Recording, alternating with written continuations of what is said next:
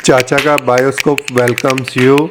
जी हाँ दोस्तों, ग्वालियर और चंबल के बारे में अगर आप विस्तृत जानकारी लेना चाहते हैं तो आप बहुत सही जगह पहुंचे हैं। इससे पहले एपिसोड में आपने फरीदाबाद से हमें ग्वालियर पहुंचते हुए देखा। रास्ते में पड़ने वाले टोल टैक्स के एक्सपेंसेस आपको स्क्रीन पर नजर आ रहे हैं। इस एपिसोड की पूरी जानकारी लेने के लिए आप डिस्क्रिप्शन में दिए गए लिंक पर क्लिक कर पूरा एपिसोड देख सकते हैं। आज हम घूमेंगे ग्वालियर फोर्ट के बारे में पूरी जानकारी लेंगे। गाइडेड टूर रहेगा। गाइड पवन हमारे को पूरा फोर्ट के बारे में एक्सप्लेन करेंगे। नमस्कार सर, मैं रोहित महाना, चाचा का बायोस्कोप यूट्यूब चैनल। मेरा नाम पवन कुमार है। मैं लोकल गाइड हूँ ग्वालियर फोर्ट में, जो कि आज आपकी यात्रा ग्वालियर फोर्ट में मेरे साथ है, जो मैं आपको आज ग्वालियर फोर्ट का भ्रमण कराता हूँ। आइए आप भी हमारे साथ, और यहाँ से शुरुआत करेंगे। पूरी जानकारी आपको इस फोर्ट के बारे में मिलेगी। जैसे कि ये जो ग्वालियर का किला आप लोग देखने के लिए आए हैं, एक इतिहास में ऐसा माना गया इंडिया का सबसे पुराना किला है, और ये इतना पॉपुलर नहीं हुआ जितना होना चाहिए था। नेशनल मीडिया ने इतना प्रमोट नहीं किया, जो सोशल मीडिया ने काफी प्रमोट कर दिया ग्वालियर किले को। ये ग्वालियर किला जो है करीब 10 किलोमीटर एरिया में फैला हुआ है, क्योंकि साउथ से लेके नॉर्थ इसकी जो दीवार है वो 3.5 किलोमीटर तक, ईस्ट से लेके वेस्ट ये 1.5 किलोमीटर में। इस प्रकार से माना जाता है ग्वालियर का किला करीब 10 किलोमीटर एरिया में फैला हुआ है। शहर से ये किला करीब 300 फीट की ऊंचाई पे बना हुआ है। इतिहास में ऐसा माना गया है इस किले के अंदर एक राजा ने राज नहीं किया, इस किले के अंदर टोटल 110 राजों ने राज किया हुआ है, और 110 राजों में 7 अलग डायनेस्टी बनी रही हैं। ये जो ग्वालियर का किला आज हम लोग देखने के लिए आते हैं, ये पहले पूरा माउंटेन एरिया था। पहाड़ी का नाम था गोपाचल पर्वत, क्योंकि माउंटेन को उसको पर्वत के नाम से जाना करते थे। और इस माउंटेन के अंदर एक पहले साधु रहते थे, और साधु का नाम था गालव ऋषि। यहाँ से करीब 40 किलोमीटर दूरी का एक राजा था जिसका नाम था सूरज सेन। राजा सूरज सेन यहाँ से 40 किलोमीटर दूर का जगह का नाम है मुरैना डिस्ट्रिक्ट। मुरैना डिस्ट्रिक्ट में गाँव है जिसका नाम है कुंतलपुर। वो वहाँ का राजा था। वो राजा वहाँ से यहाँ शिकार के लिए आया, और राजा शिकार खेलने के बाद इसी जंगल में पानी की खोज में निकल पड़ा। उसने देखा इस जंगल में कहीं पानी नहीं मिला, तो रास्ते में एक साधु मिले, और राजा ने साधु से पूछा, महाराज कहीं पानी मिलेगा मुझे पीने के लिए? तो साधु ने इनकार कर दिया, मेरे पास तो पानी नहीं है, आप कुछ ही दूरी पे जाएं, जहाँ मैं तप करता हूँ वहाँ पर जाके आप पानी ग्रहण कर सकते हैं। राजा को काफ़ी समय से कुष्ठ रोग की बीमारी थी, लाइक लेप्रोसी। जब राजा उस कुंड के पास पहुँचा और कुंड में से अपने हाथ में पानी लिया, और पीने के बाद जब राजा ने अपने हाथ देखे तो वो कुष्ठ रोग की बीमारी खत्म हो गई। खत्म होने के बाद कुछ समय बाद वहाँ पर साधु पहुँचा, तो राजा ने साधु से बोला, महाराज मैं आपकी क्या सहायता कर सकता हूँ जिस पानी से मेरा कोढ़ खत्म हुआ? तो साधु ने इनकार कर दिया, मुझे आपकी कोई सहायता नहीं चाहिए, क्योंकि मेरे आगे पीछे कोई है नहीं, मैं आपकी सहायता क्या करूँगा? तो साधु ने राजा से बोला, आप अपने नाम से इस टैंक का बड़ा निर्माण कराएं, क्योंकि आप जैसे लोग और भी आए उनका भी यहाँ पर कोढ़ खत्म हो। तो राजा का नाम था सूरज सेन, तो उन्होंने अपने नाम से उस टैंक का निर्माण कराया, जिसको बोलते हैं सूरज कुंड, जो कुंड हमारे फोर्ट के अंदर है और 1 किलोमीटर दूरी पे है। और साधु का नाम था ग्वालिपा, तो उसके नाम से शहर का नाम रखा गया ग्वालियर। फिर उस समय से लेकर इस समय तक हमारे किले के अंदर टोटल 110 राजों ने राज किया, जिसमें 7 अलग डायनेस्टी बनी रही। 3 डायनेस्टी वो थी हमारी राजपूतों की, और सबसे पहले थे कछवा राजपूत, जिसको हम लोग बोलते हैं कुशवा ठाकुर, जिन्होंने इस किले की फाउंडेशन डाली। और इस किले की जो दीवार है वो मेरे बताया गया 10 किलोमीटर एरिया में है। फिर सेकंड डायनेस्टी थी पतेहारा गुजर, जो गुजर समाज के लोगों ने हमारे फोर्ट के अंदर मंदिर बनाए। मंदिर 9वीं सेंचुरी से लेके 11वीं सेंचुरी तक के मंदिर हमारे फोर्ट के अंदर आपको देखने के लिए मिल जाते हैं। एक है तेली का मंदिर और एक है सास बहू का मंदिर। ये मंदिर हमारे फोर्ट के अंदर ही है। फिर तीसरा नंबर पे थे मानसिंह तोमर, जो तोमर डायनेस्टी ने महल बनाया, जस्ट हमारे सामने बना हुआ है। ये महल पूरा हिंदू शैली का है, इसके अंदर मुगल शैली बिल्कुल भी नहीं है। ये महल बनाने का जो समय रहा 1486 से लेके 1516, तो इतिहास में ऐसा माना गया इस महल को बनाने में करीब 30 साल लगे, एक सुंदर महल बनाने के लिए। दीवार जो हम लोग देखते हैं कलरफुल है, ये सारा कलर उसी समय का है जिस समय इस महल को बनाया गया है, और सारा कलर 500 वर्ष पुराना है, 15वीं सदी का है, जिसको मीनाकारी के नाम से जाना जाता है। जो मीनाकारी सबसे ज़्यादा आज ज्वेलरी वर्क में यूज़ किया जाता है। एक चीज़ और निकल के ये आती है, जो महल को जीतने के लिए इंडिया में काफ़ी राजाओं ने अटैक किया और फिर भी वो सक्सेसफुल नहीं हो पाए, जिसमें मानसिंह तोमर हराने में बहुत बड़ा हाथ रहा इब्राहिम लोदी का। Ibrahim Lodi son of Sikandar Lodi, so Lodhi dynasty ने इस किले को जीता 1523 में, तोमर हार गए और ये किला हमारा लोधियों के हैंडओवर चला गया। फिर लोधी को हराया बाबर ने पानीपत के मैदान में 1526 में, फिर ये किला हमारा मुगलों के हैंडओवर आया। फिर मुगलों को हराया मराठाओं ने, शिवाजी, अटक टू कटक। फिर उसमें सिंधिया जी का भी बहुत बड़ा सहयोग था, जो सिंधिया शहर के राजा बताए जाते हैं। सिंधिया फैमिली इतिहास में ऐसी मानेगी, ग्वालियर आई 1761 में और 1761 से भी 2024 आज भी सिंधिया शासन है शहर में। सिंधिया फैमिली शहर की रॉयल फैमिली में आती है और इंडिया में उनका नाम काफ़ी पॉपुलर है। उस परिवार के शहर और फोर्ट में 2 स्कूल हैं जो कि इंडिया के नंबर टॉप में आते हैं। एक फोर्ट के अंदर है सिंधिया पब्लिक स्कूल, जो कि बोर्डिंग स्कूल हमारे फोर्ट के अंदर ही है। गर्ल्स के लिए फोर्ट के नीचे जिसको बोलते हैं SKB कन्या विद्यालय, तो 2 सेपरेट स्कूल हमारे इस शहर में और इस फोर्ट में आप लोग देख सकते हैं। सेकंड, ये जो महल हम लोग अभी जाएंगे देखने के लिए, पैलेस की साइट है जो कलरफुल वॉल है। अभी हम सभी लोग जाएंगे, महल का फ्रंट देखते हैं, शहर का व्यू करते हैं, जहाँ से सनराइज़ वाली जगह है और किले का सुंदर पैनारामिक दिखता है। अब चलते हैं हम लोग ऊपर की ओर, वहाँ से व्यू करते हैं। यहाँ से जो व्यू आप लोग देखेंगे ग्वालियर शहर का व्यू है। ये ग्वालियर का एक हिस्सा है, east part of the Gwalior. East है, वेस्ट है, नॉर्थ है, साउथ है, चारों शहर उसके बीच में ग्वालियर का किला है। जहाँ तक आपकी निगाह जाएगी वहाँ तक ग्वालियर है। फिर उसके बाद हम लोग थोड़ा घूमते हैं। यहाँ से देखिए महल का हमारा फ्रंट है। जितनी भी किताबों जो नेट पे जो फोटो आती है वो यही वाले पार्ट की है। अच्छा, फ्रंट ये है जी, और ये साइड है जो कलरफुल वॉल है। ओके। फ्रंट हम इसलिए बोलते हैं क्योंकि वहाँ पर हाथी वाला रास्ता है, जो राजा महाराजा हाथी घोड़े से फोर्ट के अंदर आते हैं। आइए देखते हैं उसको भी। ये हमारे किले का मेन रास्ता है, इसको हाथी रास्ते के नाम से ये जगह जानी जाती है।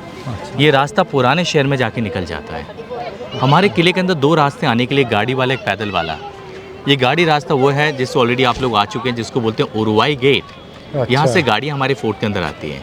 इसको बोलते हैं किला गेट, जो कि पुराने शहर में जाके ये रास्ता निकल जाता है, इसलिए इसको ओल्ड टाउन के नाम से भी ये जगह जानी जाती है। हाथी सफारी यहाँ डेवलप नहीं कर रही हुई? एक्चुअली क्या है, टूरिज्म, ये जो फोर्ट अंडर है central department of India, archaeological survey of India. हाँ। तो यहाँ पर वो फैसिलिटीज़ नहीं है जो होना चाहिए, क्योंकि यहाँ एलिफेंट राइड नहीं होती है, जैसे आज आप लोग आमेर फोर्ट में देख सकते हैं। हाँ, आमेर फोर्ट और इस रैम्प को देखने में एक सा लगता है, क्योंकि आमेर फोर्ट में टूरिज्म काफ़ी है। हाँ। उसको प्रमोट कर दिया वहाँ की सरकार ने, वहाँ के लोगों ने, जो आज टूरिज्म सबसे ज़्यादा आमेर फोर्ट और गोल्डन ट्रायंगल को विजिट करते हैं, दिल्ली, जयपुर, आगरा। ओके। तो ये जो ग्वालियर किला, आज कुछ लोग हमारे जो भाई बंद लगे हैं जो प्रमोट करने के लिए सोशल मीडिया से, किला काफ़ी पॉपुलर हो चुका है सोशल मीडिया में। ये महल का फ्रंट है जितना भी आप यहाँ से देख रहे हैं। और ये भी हमारे किले की दीवार है जो नीचे तक फैली हुई है।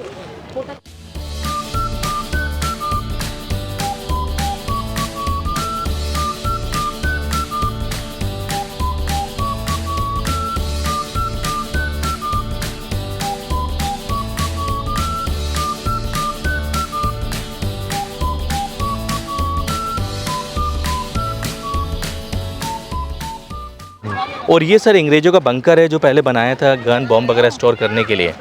तो बंकर भी हम लोग यहाँ पर देख सकते हैं। अंदर जा सकते हैं? ये सर बंद रहता है बंकर।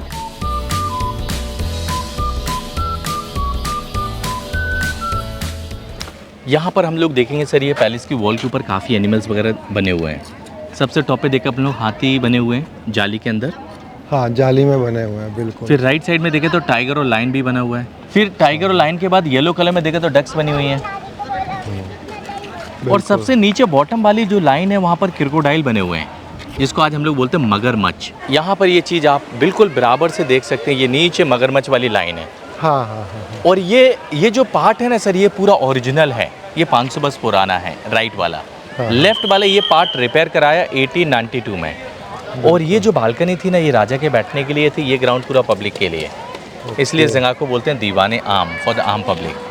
सर इस किले में एक चीज़ और है जो कि हमारे इंडिया ने पूरे वर्ल्ड को दी। जस्ट आप थोड़ा पीछे देखेंगे, जीरो। जो आर्यभट्ट ने सबसे पहले जीरो की खोज की, वो मध्य प्रदेश ग्वालियर किला रहा। एक मंदिर है, मंदिर में एक शिलालेख है, उस शिलालेख में पाली भाषा में जीरो के बारे में लिखा हुआ है। तो ये चीज़ आज हमारे ASI, archaeological survey of India और MP टूरिज्म मिलके दोनों प्रमोट कर रहे हैं। हर टूरिस्ट को ये मालूम होना चाहिए भाई जीरो वाला टेम्पल मध्य प्रदेश ग्वालियर किले के अंदर है, क्योंकि जीरो कहाँ से आई और कैसे काउंट हुई, तो हमारा ग्वालियर रहा। शून्य दिया भारत ने। सच्चा ये जो गाना भी बना है ना शून्य के ऊपर, वो भारत ने ही दिया है।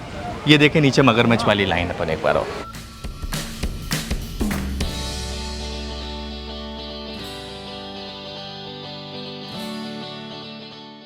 सो यहाँ जब आप ग्वालियर फोर्ट आते हैं तो ग्वालियर फोर्ट में अंदर आने के बाद 2 टिकट आपको मिलेंगे। एक है ASI डिपार्टमेंट का आर्कियोलॉजिकल सर्वे ऑफ इंडिया जो जस्ट मेरे बाजू में है। यहाँ 25 रुपये का इंडियन का टिकट है और वीडियो कैमरा 25 रुपये का है। और ये जो एंट्रेंस ये मानसी महल के जस्ट अंदर जाने के लिए, ये जो तोप के बाजू से रास्ता ये महल के अंदर जाते हैं, ये 25 रुपये वाला टिकट मिलेगा जो आपको अंदर जाना है। फिर इसके बाजू में एक और टिकट काउंटर जो अंदर की ओर है, वहाँ पर 8 प्लेसेस और हैं, उसका टिकट काउंटर अंदर है, वो अंडर है MP डिपार्टमेंट के हैंड ओवर है, स्टेट आर्कियोलॉजिकल, जिसका टिकट 20 रुपये पर हेड है और वीडियो कैमरा 400 रुपये है।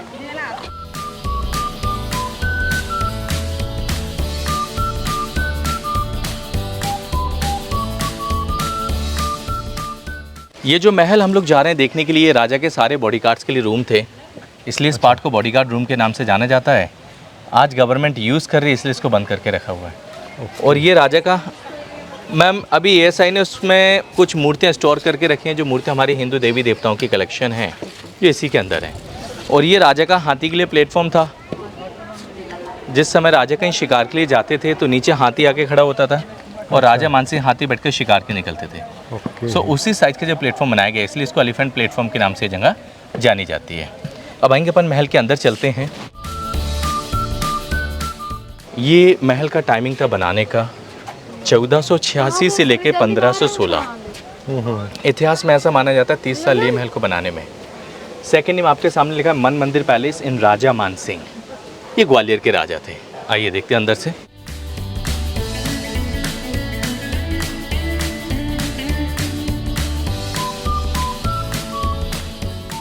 सो जैसे कि देखें हम लोग अभी महल के अंदर आ चुके हैं और जिस रूम में हम सभी लोग खड़े हैं ये है राजा की 8 रानियों के लिए संगीत रूम। इतिहास में ऐसा माना जाता है राजा की 8 रानियाँ बेजू बावरा से संगीत इस कमरे में आके सीखती थी। तो ऊपर देखें 8 जालियाँ 8 रानियों के लिए। ओके। रानियाँ सभी जालियों के पीछे बैठती थी और संगीतकार वो सभी नीचे बैठा करते थे। तो 8 रानियाँ संगीतकार को देखती थी और संगीतकार रानी को नहीं देखा करती थी, क्योंकि इंडियन और राजपूत ट्रेडिशन था। हम कुछ जालियों के अंदर देखें तो डांडिया डांस के फिगर भी बने हुए हैं। ये फिगर उसी समय के जिस समय इस महल को बनाया गया है और सारे फिगर 500 वर्ष पुराने हैं, 15वीं सदी के। फिर उसके बाद ये जो प्लेन वाली जगह थी, यहाँ पर ऐसा माने गया शीशे लगे रहते थे। जब रानियों की निगाह इस मिरर पर होती थी, मिरर से नीचे संगीतकार, क्या आपके पास इंस्ट्रूमेंट हैं, उसी प्रकार के इंस्ट्रूमेंट रानियाँ यूज़ करती थीं अपने बजाने के लिए, सीखने के लिए। इसलिए इस रूम को संगीत रूम के नाम से जाना जाता है। जब मुगलों का शासन आया तो मुगल शासन काल में इस महल को पूरा जेल में कन्वर्टेड कराया, तो सारे शीशे तोड़ दिए। तो आज आप लोगों को शीशे बिल्कुल भी कहीं देखने के लिए नहीं मिलेंगे। बात ही आती है। आइए अपन ओपन वाला कोर्टयार्ड आते हैं।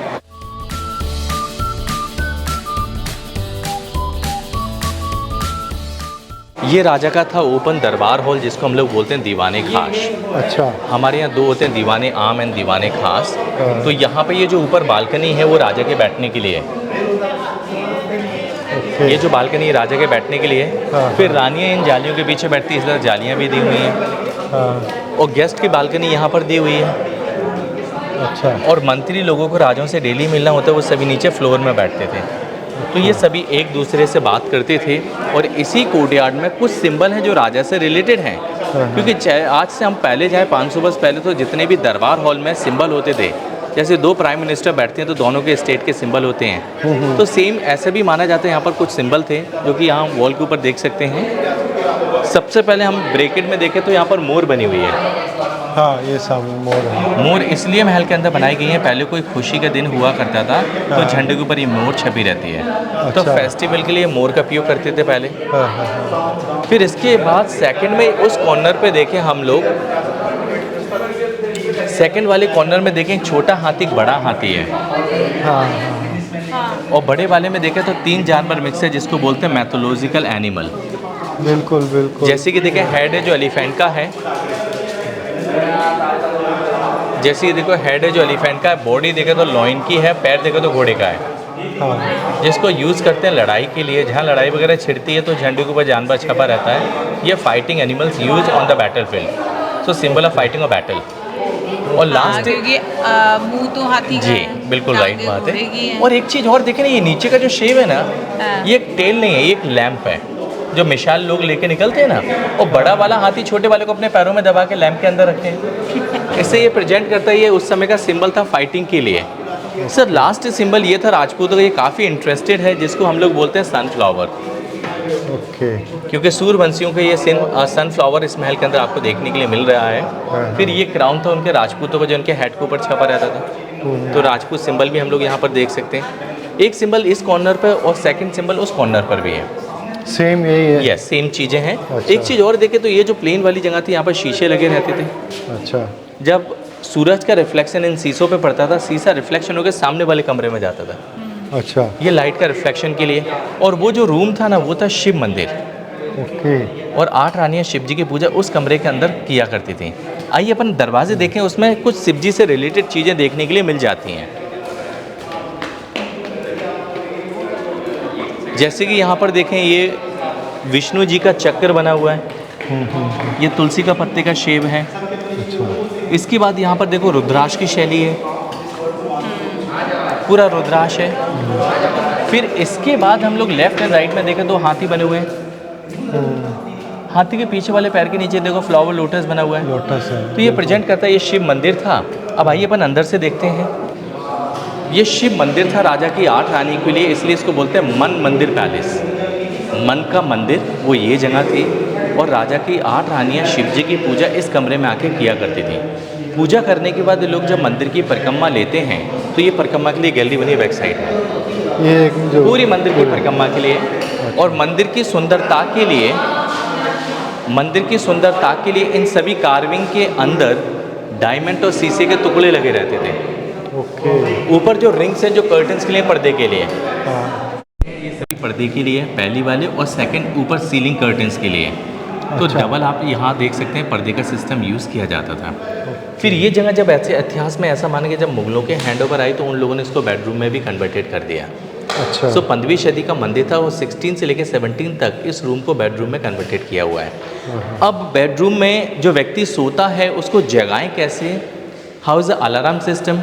तो पैरों में लेडीज़ का घुंघरू पहन के बीच में इस गैलरी में परिक्रमा लेती थी, तो परिक्रमा से जो झुनकार निकलती घुंघरू की, उसको सुन के लोग जग जाया करते थे।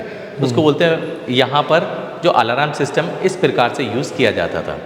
तो अच्छा। समय बाय समय इस रूम को अलग अलग चीज़ों में उपयोग किया गया है, जो आज हम लोग देख रहे हैं। अब हम लोग जाएंगे दूसरा वाला रूम्स देखने के लिए। आइए।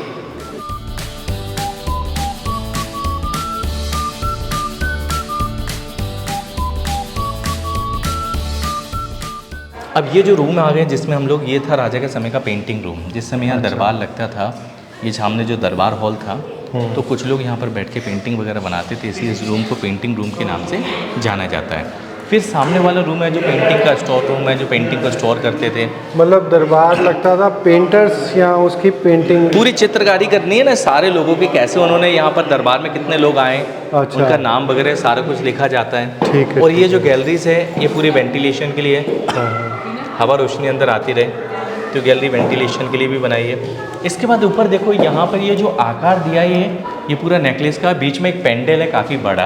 हाँ। ये देखे ना, जो कलर के पास जो पेंडल वाला शेप है। सर इसके बाद हम लोग यहाँ पर ये जो पिलर देखेंगे, पूरा हैंड ब्रेसलेट की कार्विंग है। अच्छा।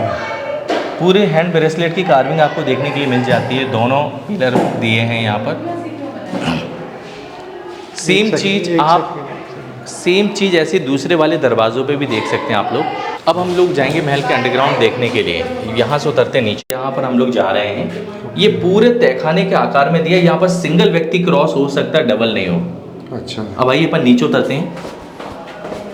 इंटरेस्टेड है, ये जो गैलरी हम लोग नीचे आ गए अंडरग्राउंड में। इस गैलरी में सारी जगह वेंटिलेशन के लिए बनाई है, जैसे कि हम लोग यहाँ पर देख सकते हैं वेंटिलेशन के लिए। यहाँ से हवा रोशनी नीचे स्विमिंग पूल में जाए। सेकंड वेंटिलेशन यहाँ से अंदर वाले कमरे में, जिसमें हम लोग जाएंगे अभी देखने के लिए। और ये क्रॉस वेंटिलेशन वाली जगह, यहाँ से क्रॉस होकर रोशनी अंदर जाएगी। ये सारी क्रॉस वेंटिलेशन वाली जगह है।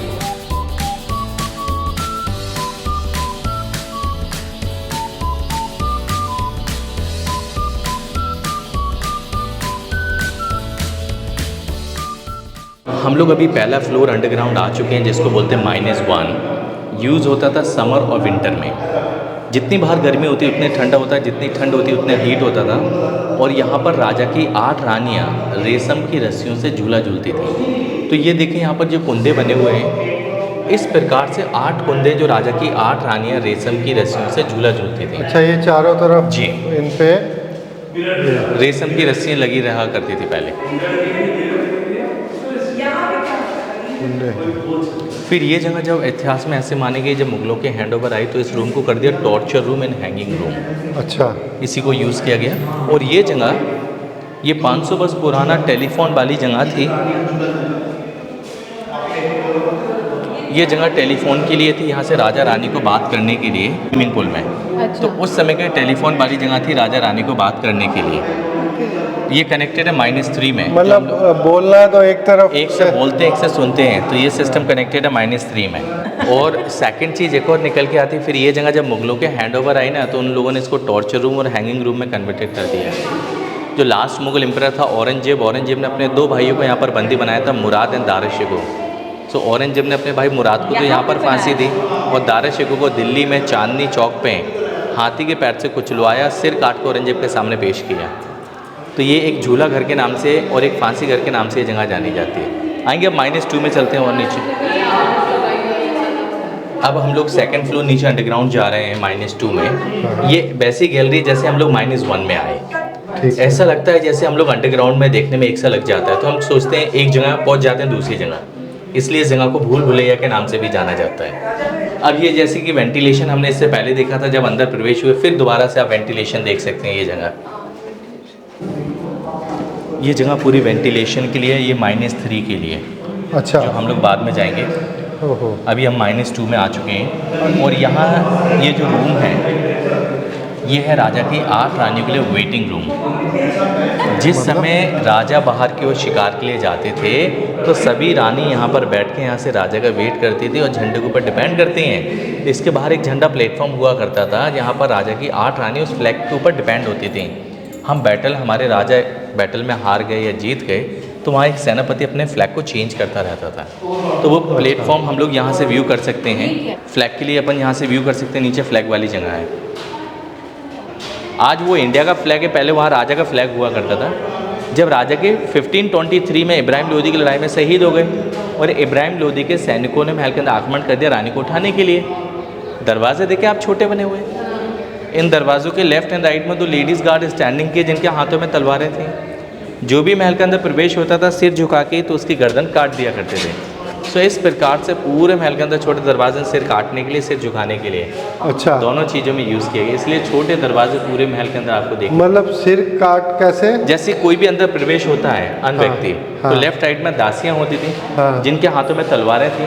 हाँ। जो भी प्रवेश होता था सिर झुका के, तो उसकी गर्दन काट दिया करते थे। अच्छा। तो इस प्रकार से पूरे महल के अंदर छोटे दरवाजे सिर काटने के लिए, सिर झुकाने के लिए। ओके। और ये जगह पूरी वेंटिलेशन के लिए है। जो मैंने आपको पहले भी दिखाया, ये जगह दोबारा भी आप देख सकते हैं, वेंटिलेशन नीचे स्विमिंग पूल में। अब हम जाएंगे -3 के लिए, यहाँ से उतरेंगे और नीचे। हाँ। सिर बचा के आइए। और इसमें एक चीज़ और देखिए, ये -3 में जब हम लोग जा रहे हैं, ये गैलरी है, और इस गैलरी में वेंटिलेशन कैसा बनाया उन्होंने, ये देख के बहुत ताज्जुब की बात है। ये वेंटिलेशन देखिए आप कितना, इस प्रकार का वेंटिलेशन इंडिया के किसी भी किले में आपको देखने के लिए नहीं मिल सकता नहीं है, रियलिटी में नहीं है। और ये जो वेंटिलेशन V आकार में बनाया है, V, ये देखें पूरा ये क्रॉस वेंटिलेशन। जी मैम, पूरा वेंटिलेशन, जहाँ से आप प्रवेश हुए वहाँ से लेके नीचे तक ये पूरा वेंटिलेशन का आकार दिया है।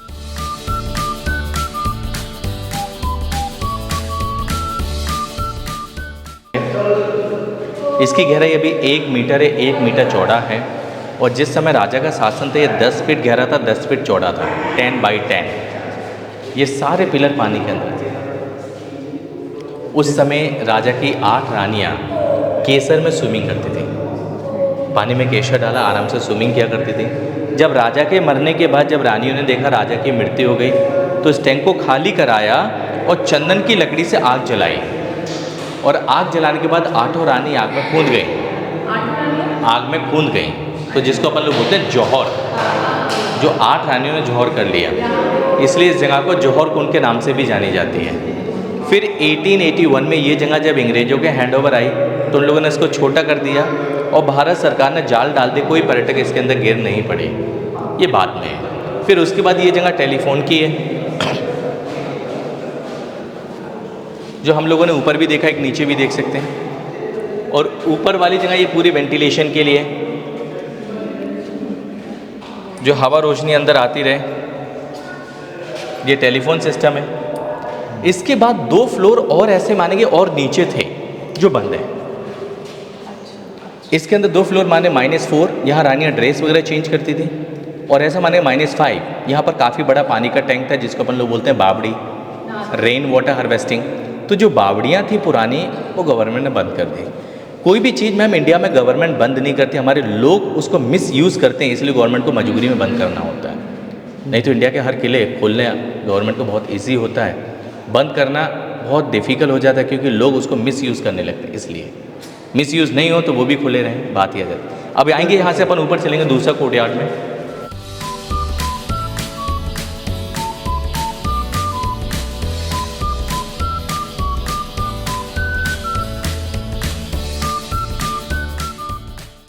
सेम वैसा ही है। ये है दूसरा, अच्छा। लगता है एक सा है दूसरा। और ये था राजा का ओपन डांसिंग हॉल। ओके। जिस समय राजा गेस्ट और रानी है यहाँ पर बैठ के डांसर्स का डांस देखती थी। ये ऊपर जो बालकनी थी ना, वो राजा के बैठने के लिए थी। अच्छा। लेफ्ट राइट में दासियाँ खड़ी होती थी फैन लेके, जो हवा करती थी।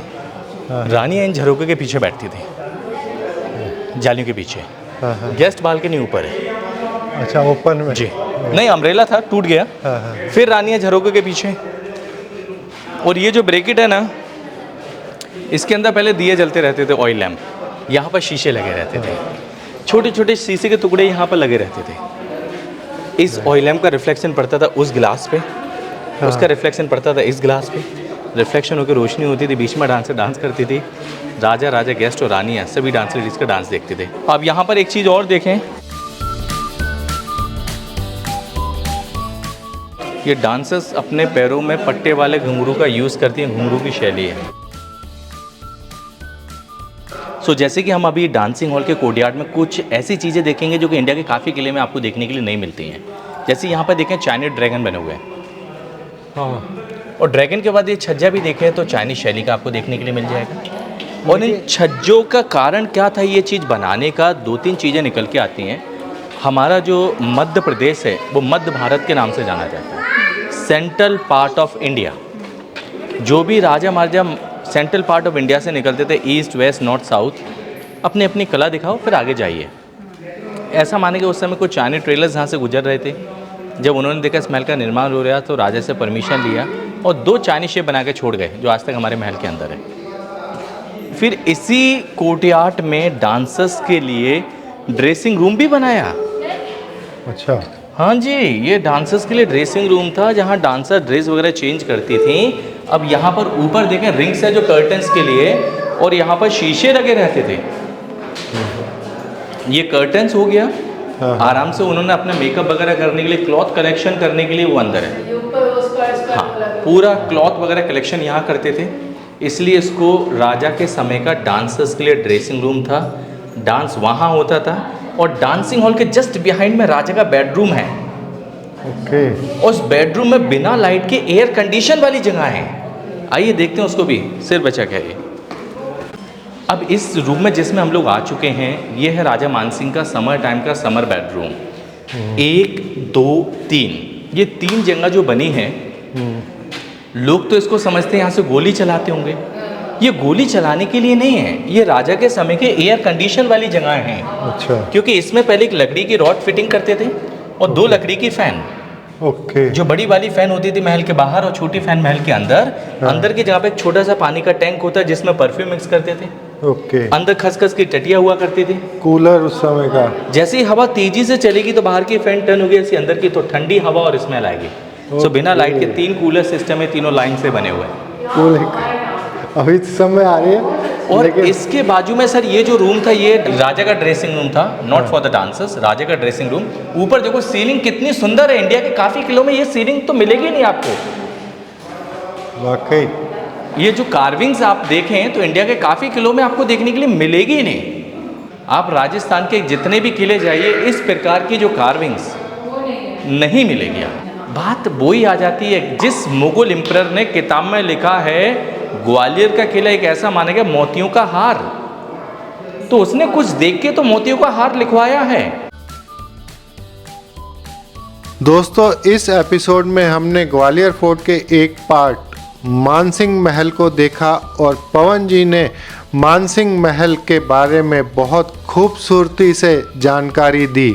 इस एपिसोड का कुछ हिस्सा डार्क रिकॉर्ड हुआ है क्योंकि लाइट का बहुत ज़्यादा प्रॉब्लम था। डिम लाइट होने की वजह से मैं उसको पूरा ब्राइट रिकॉर्ड नहीं कर पाया, इसलिए आपसे माफ़ी चाहता हूँ। अगले एपिसोड में हम पवन जी के साथ ही घूमेंगे ग्वालियर फोर्ट के दूसरे पार्ट में और जानकारी लेंगे कर्ण महल, विक्रम महल और जहांगीर महल के बारे में। दोस्तों अगर आप चैनल पर नए हैं तो प्लीज़ सब्सक्राइब, लाइक, शेयर चाचा का बायोस्कोप, आपका अपना चैनल चाचा का बायोस्कोप। कमेंट जरूर भेजते रहिए, आपके कमेंट्स का हमें इंतज़ार रहता है। और दोस्तों मिलते हैं अपने अगले एपिसोड में ग्वालियर फोर्ट को एंजॉय करते हुए।